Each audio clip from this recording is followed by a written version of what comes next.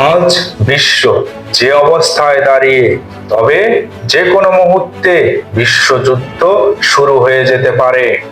Iran যেভাবে পরাশক্তি ইসরায়েলের উপর আক্রমণ চালাচ্ছে, তাতে রীতিমতো বিশ্ব অবাক।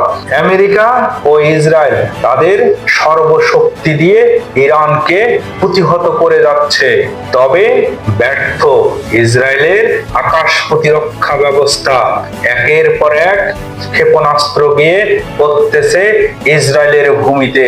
বিশ্ব পরাশক্তিগুলো তাদের অবস্থান করেছে পরিষ্কার। ইরানের পাশে আছে রাশিয়া, চীন, উত্তর কোরিয়া।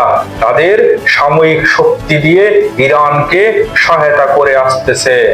অপরদিকে ইসরায়েলের পাশে রয়েছে আমেরিকা, ফ্রান্স, জার্মানি। তবে মধ্যপ্রাচ্যের মুসলিম কান্ট্রিগুলো তাদের অবস্থান এখনো পরিষ্কার করেনি, কিন্তু ইরান তাদের কৌশলগত অবস্থান করেছে পরিষ্কার। খামেনির শোক রূপ নিয়েছে প্রতিরোধ, করেছে অপ্রতিরোধ্য।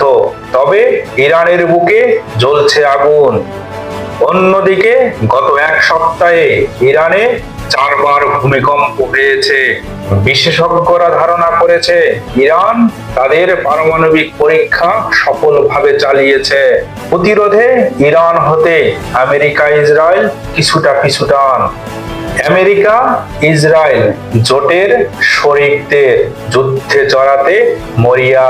তবে আজ এ পর্যন্ত, দেখা হবে আগামী ভিডিওতে।